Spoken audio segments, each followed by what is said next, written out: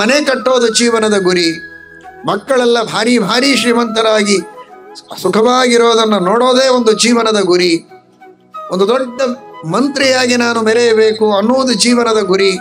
ಈ ದೇಶದಲ್ಲಿ ಅಷ್ಟೇ ಅಲ್ಲ, ಎಲ್ಲ ದೇಶಗಳಲ್ಲಿಯೂ ಒಂದು ದೊಡ್ಡ ದೊಡ್ಡ ಬಂಗಲೆ ಮಾಡಿದರೆ ಅದೇ ಒಂದು ಜೀವನ. ಇವೆಲ್ಲ ಗುರಿಗಳೇ ಅಲ್ಲ. ಇವುಗಳನ್ನು ಜೀವನದ ಗುರಿಯಾಗಿ ಇಟ್ಟುಕೊಳ್ಳುವುದು ಬಹಳ ದೊಡ್ಡ ಸ್ಥಿತಿ ಅಲ್ಲ.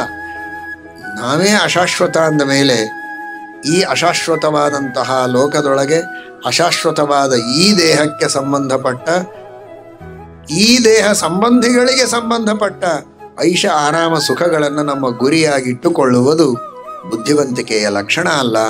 ಶಾಸ್ತ್ರ ಹೇಳುತ್ತದೆ, ಭಗವಂತನ ಸಾಕ್ಷಾತ್ಕಾರ, ಪರಮಾತ್ಮನ ಪ್ರೀತಿ ಅದು ನಮ್ಮ ಗುರಿಯಾಗಿರಬೇಕು. ಪರಮಾತ್ಮನ ಪ್ರೀತಿಯಿಂದ, ಪ್ರಸಾದದಿಂದ ನಮಗೆ ಸಿಗುವ ಮೋಕ್ಷ ಅದು ಅನಂತ ಕಾಲದವರೆಗೆ ಇರುವಂತಹ ಸ್ಥಿರವಾದ ಸುಖ, ಸ್ಥಿರವಾದ ಮೋಕ್ಷ. ಅದಕ್ಕಾಗಿ ನಮ್ಮ ಪ್ರಯತ್ನ ಇರಬೇಕು, ಅದಕ್ಕಾಗಿ ಬದುಕಬೇಕು. ಬದುಕಿಗಾಗಿ ಊಟ, ಊಟಕ್ಕಾಗಿ ಉದ್ಯೋಗ, ತಕ್ಕ ಮಟ್ಟಿಗೆ ಲೌಕಿಕ ಕಾರ್ಯಗಳಲ್ಲಿ ತೊಡಗಬೇಕೇ ಹೊರತು ಇದೇ ಜೀವನದ ಗುರಿ ಅಂತ ಆಗಬಾರದು.